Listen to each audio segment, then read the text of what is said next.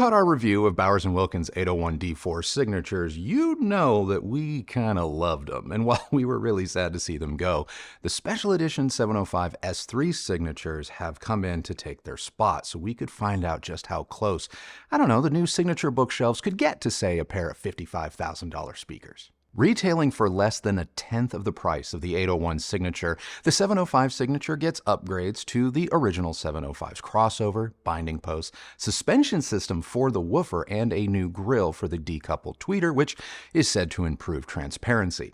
Now, I get it, most of these updates are going to go mostly unseen, but one change that you can't miss is the signature's two unique finishes. Midnight Blue Metallic, which is a carryover from the costlier 800 series signature, and the Datuk Gloss, which you're seeing here. So what elements are seen in both the standard 705 and its fancier sibling? Both models have the same 1-inch carbon dome tweeter and 6.5-inch continuum cone woofer. Both speakers have really stout cabinets and rear-facing port, and both have a reported frequency response of 50 Hz to 28 kHz. Impedance is also the same at 8 ohms. However, the signature can dip as low as 3.7. Add in a sensitivity rating of 88 dB to that under 4 ohm load, and you're going to want to make sure to have a capable amp on hand. So about those power recommendations, I'm not suggesting that you have to go broke buying an expensive amp, but you do need to be smart about how you spend your money. Now, if you want to dive in head first, yeah, a Macintosh MC312 paired with the signatures will leave you happier than you know what. But thankfully, you don't have to go to such extremes. Now, okay, I wouldn't go ultra budget for power like a WIM amp or the new Denon CeeLo, but the more moderately priced Marantz Model M1 has sounded great with the signatures. Now, if you're considering using the B&Ws in your home theater, surprise, surprise, the Marantz Cinema 30, another solid match. And we used this series matching center, the HTM71 S3 signature, and we had a great experience with the Cinema 30. You could also go with the Yamaha 2000A like we did, which made for another really solid 2-channel pairing. So now that you have a better idea of what amps to use, I would go with Bowers & Wilkins' own setup recommendations to get the best results. This means you're going to want to place the speakers 5 to 10 feet apart with about 18 inches between the speakers and your front and side walls, which I think is really good advice. It's so good, in fact, we followed their recommendation and placed our pair about 10 feet apart and 2 feet off our front wall with around 4 feet between the left speaker and our left side wall. Now, our room is open off to the right side, so sidewall reflections, they aren't really an issue. Now, I kept the speakers pointed straight ahead, although you are free to experiment with toe-in. Now, the original 705s and the new signatures don't have what I would call earth-shattering bass, but in smaller to medium-sized rooms or for more low-level to moderate listening, I think you can get by without a subwoofer. If your room is as large as ours or you want to use these for home theater duty, a subwoofer is 100% required. Now, I set the B&Ws to full range, and then I feathered in the KEF KC92 subwoofer using the M1 or Cinema 30's bass management, which turned out to be a great way to go. And to complete my evaluation, I used a variety of associated equipment that included our Apple TV 4K, Cambridge Audio's CXN100 streamer, our Eversolo A8, and the Alva TT turntable, all of which will be linked below. And speaking of evaluating, of course, I measured the signature's in-room response from our listening position at a volume of 75 decibels. You can see that the 705s don't have a great deal of bass below 50 Hz, which is in keeping with Bowers & Wilkins' own spec sheet, and in true B&W fashion, the mid-range is mostly linear. Like the original 705, the 805, and even the costlier 801 signature, there is a dip between 2 and 3 kHz. I know. The spec-obsessed folks are busy letting everyone know just how much they hate the dip. For the rest of us, just take a deep breath because it's really not a big deal.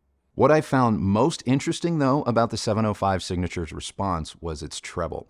The original 705 showed a greater boost in the highs, whereas the signature doesn't appear to. Don't get me wrong, the signature doesn't really start to roll off until well after 10 kHz, which may cause some of you to place the B&W into that bright category, but at least it doesn't appear to be as bright or as boosted as the original 705. Not sure if this was intended or the result of an upgraded crossover, nevertheless, it's something I heard and can now confirm using our in-room measurements. Now, if you were like me and you were praying for the signature bookshelves to be a baby 800 series signature, that is just way too much of a stretch.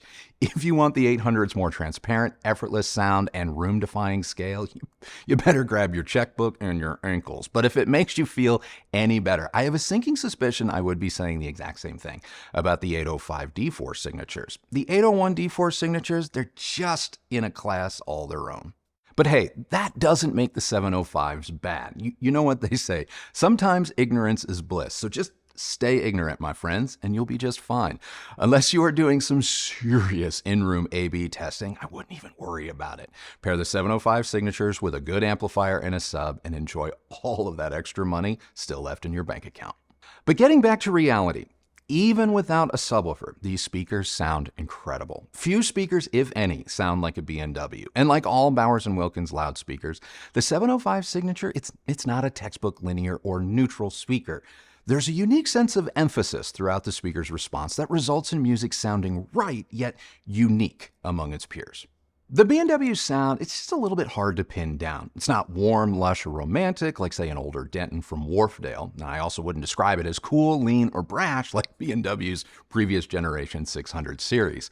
To me, the 705 has a neutral quality to its tone, even in spite of its response being just a little peakier here and there.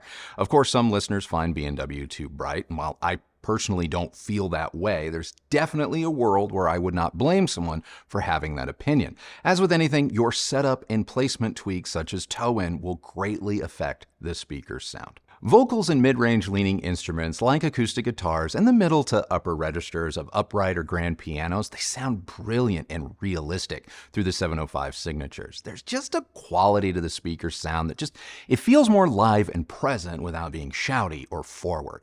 Artists like Alanis Morissette, Sarah McLachlan, and pianists like Luna, they really, and I mean they really showcase this. Their vocals and instruments, they start at the speaker's front baffles and just recede from there. As you apply volume, the performance doesn't push forward either. It simply scales in a way that just flies in the face of this speaker's more modest size. This is an incredibly articulate loudspeaker, besting both the KEF R3 META and Yamaha NS-800A. When it comes to detail retrieval and overall just clarity of sound, the B&W stands on top. Now, it's not like the KEF and the Yamaha are veiled or muffled, but like I said just a moment ago, nothing sounds quite like a B&W.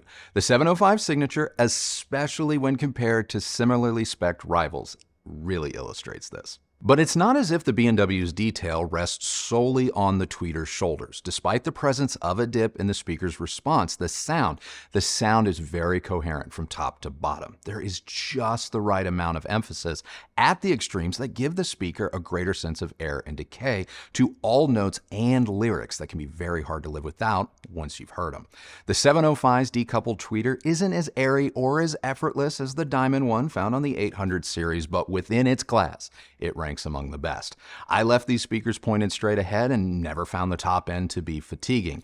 Dispersion, also excellent. Even the center image, heck, imaging just in general, sounded great with the speakers pointed straight on, whereas the original 705 S3s needed just a little toe in to lock in that center image. And this is the perfect segue to soundstage and dynamics. Even though the 705 signature with a sub doesn't quite match the epic soundstage of the 800 signature, it does come within spitting distance of the original 805 D4 soundstage width and depth, and it has its own spooky level of separation and transparency. The 705 center image is excellent, capable of center speaker-like presence even though no center speaker is connected. Now the signature's dynamics are more amplifier and subwoofer dependent. The speaker thrives on power, and when fed correctly, its ability to scale clearly and cleanly is impressive. That said, its bass capabilities have their limits. As you push it, the flatter and more two-dimensional the speaker sounds down low. But add a subwoofer and get the setup just right, and you'll need to pay a lot more for a speaker that sounds this grand. On the flip side though, the 705 signature was amazing at low volumes, even when driven by a more modest Model M1 from Marantz, maintaining an impressive level of inflection, detail, and definition throughout its whole soundstage. Since we weren't able to test the 800 signatures in a home theater, we made absolutely certain that Bowers & Wilkins sent the HTM71 Signature Center, which means that you can build a Signature Series home theater using the 705s or the larger and costlier 702s. If your living room pulls double duty as your home theater, I would totally splurge on the HTM71 to match the 700 Signature speakers. Now, I was already a huge fan of the standard HTM71, and the Signature Edition is just as crystal clear and transparent. I mean, dialogue hangs effortlessly in space and at TV level, even with the center placed below, thanks to its own just stellar imaging. Mate this home theater trio to a quality subwoofer and just forget about it. This setup delivers a thrill a minute, all while ensuring you don't miss a beat, sound effect, or more importantly, line of dialogue. Nothing takes me out of a movie faster than Christy asking, "What did they just say?" And I'll just come right out and say it. Whenever we've had either version of the HTM71 Center, this simply didn't happen. I absolutely loved getting to watch movies, even god-awful ones like the new Bad Boys Ride or Die, through the 705 signatures powered by the Cinema 30. Jumping into comparisons, or the segment B&W haters have no doubt fast-forwarded to, because we're about to talk about, quote, better speakers. Let's start with a fan favorite, the KEF R3 META. Look, if you need audio's version of Skynet to tell you what sounds good or how to feel about a loudspeaker, just buy the KEF R3. On paper, it is the better speaker and will probably appeal to you more. Plus, at a little over $2,000 a pair, it's just a better value. But much like our R11 Metas, the R3 is a speaker that I appreciate and respect. But I find myself wanting to listen to and just get stuck in with the B&Ws when listening head to head. Reference versus preference, I guess. Nevertheless, the KEF is amazing, but I prefer the B&Ws. As for the SVS Titan, I know, how can I compare these two speakers? One's a full-range tower and the other is a bookshelf with zero bass. Well, both cost roughly the same, and let's face it, the speaker's makeup has never stopped Carl from asking, so here goes. More so than even the KEF, the SVS Titan is an absolute steal compared to the 705 signatures. For some of you, the signatures will need a sub, whereas the Titan probably won't. The Titans are larger, sure, that's obvious, but they can work in smaller rooms than ours. Now, before you get too excited, I know that size really does seem to be subjective nowadays, so if your, quote, smaller room is more of a large closet, please don't buy the Titans.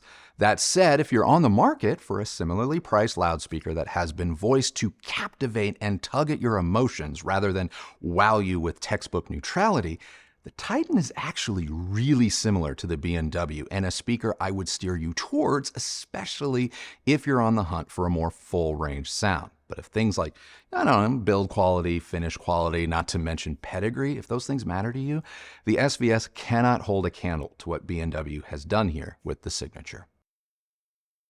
I feel like I sort of got this one out of the way earlier, but the 705 Signature does not upset nor match the performance of the 801 Signature we just reviewed, even with me spending hours dialing in our KEF subwoofer just so.